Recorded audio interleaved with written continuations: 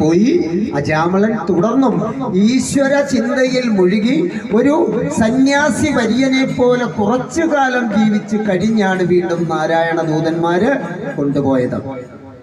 ഇവിടെ നമ്മൾ മനസ്സിലാക്കേണ്ടത്, ഈശ്വര ചിന്തയുള്ള ഒരാൾക്ക് ഏതു വലിയ ആപത്ത് വന്നാലും ഏത് നടുക്കടലിൽ ചെന്ന് പെട്ടാലും അവിടെ രക്ഷയായിട്ട് ഭഗവാൻ ഉണ്ടാകും എന്നുള്ളതാണ് ഏറ്റവും വലിയ കാര്യം.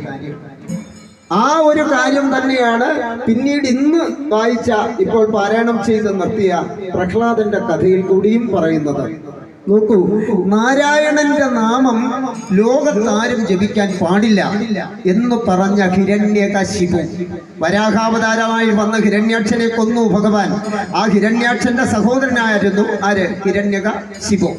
വരബലം നേടിയത് എങ്ങനെയാ? അദ്ദേഹം വരബലം നേടി, എന്നെ മനുഷ്യനോ മൃഗമോ ആരും